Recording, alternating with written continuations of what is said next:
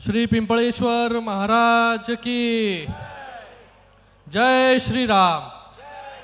जास्त वेळ घेणार नाही, खूप वेळ झालेला आहे कार्यक्रमाला अगोदर।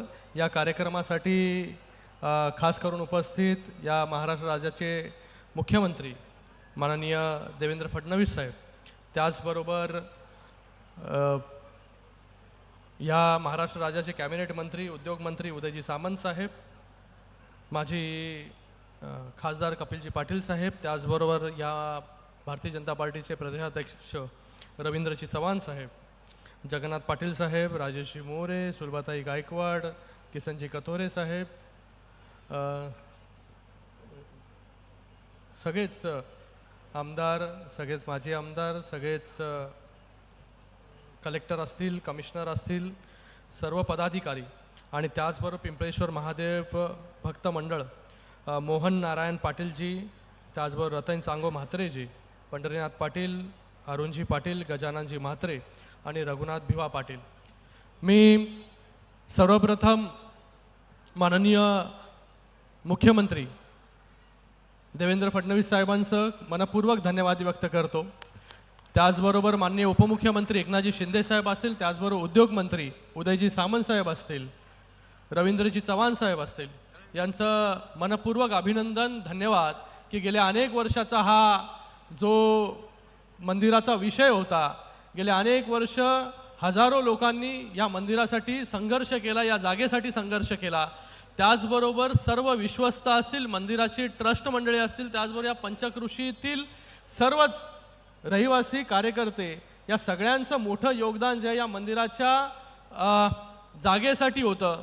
गेले अनेक वर्ष याच्यासाठी संघर्ष केला आणि आज महायुतीच्या सरकारने आपल्या नेतृत्वामध्ये ह्या मंदिराच्या जागेच्या ट्रस्टचा जो विषय होता तो मार्गी लावला।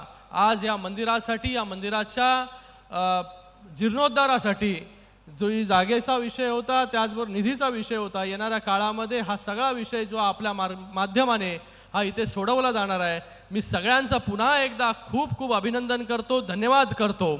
आपल्या या पंचक्रोशीमध्ये मुख्यमंत्री महोदय बाजूला खिडकाळी मंदिर आहे, त्या खिडकाळी मंदिराचा देखील जीर्णोद्धार जो आहे सुरू आहे। अंबरनाथचं 1000 वर्ष जुनं शिवमंदिर आहे, त्याचा देखील जीर्णोद्धार जो आहे तो परिसराचा त्या ठिकाणी सुरू आहे। मलंगडाचा विषय आहे, मलंगडावरती देखील फेनिक्युलर झाली, त्याचबरोबर पायऱ्यांचं काम जे त्या ठिकाणी झालं, त्याचबरोबर दुर्गाडीचा विषय असेल, म्हणजे ज्या ज्या मंदिराचा विषय होता त्या सर्व मंदिराचा विषय जो आहे तो मार्गी लागला आणि ह्या पूर्ण कल्याण लोकसभा किंवा आजूबाजूच्या परिसरामध्ये एक मोठं कॉरिडॉर जे आहे या मंदिराचं या ठिकाणी सुरू होत आहे। अंबरनाथचं तर 1000 वर्ष जुनं मंदिर आहे, त्या 1000 वर्ष जुनं मंदिर अगोदर त्या वालधुनीच्या तटावरती कसं होतं आणि तो परिसर कसा होता, तशाच प्रकारचं काम जे आहे ते आज त्या ठिकाणी सुरू आहे। येणाऱ्या काळामध्ये अजून त्याला निधी लागला तर मला पूर्ण विश्वास आहे की माननीय मुख्यमंत्री महोदय जो आहे तो कुठलाही निधी जो आहे तो कमी पडू देणार नाही त्यासाठी। त्याचबरोबर खिडकाळीचं मंदिर हे फक्त जागेचा विषय नाही किंवा या मंदिराच्या जीर्णोद्धाराचा विषय नाही, हा एका अस्मितेचा विषय आणि श्रद्धेचा विषय आहे। आणि हा श्रद्धेचा विषय या महायुतीच्या सरकारमध्ये शिंदेसाहेब जेव्हा मुख्यमंत्री होते आणि आज उपमुख्यमंत्री महोदय आहेत तेव्हापासून हा विषय जो आहे त्याच्या अगोदरपासून विषय सुरू झाला, पण त्यानंतर जो आहे हा विषय मंदिराच्या पिंपळेश्वर मंदिराच्या जागेचा विषय जो आहे तो मार्गी लागायला सुरुवात झाला आणि आपण त्याचा एक मोठा निर्णय जो आहे तो ह्या कॅबिनेटमध्ये घेतला।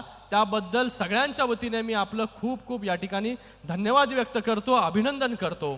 त्याचबरोबर या कल्याण लोकसभेवरती आपलं बारीक लक्ष आहे मुख्यमंत्री महोदय, या पूर्ण परिसरामध्ये हजारो कोटीचा निधी जो आहे तो आपल्या माध्यमाने या ठिकाणी आलेला आहे।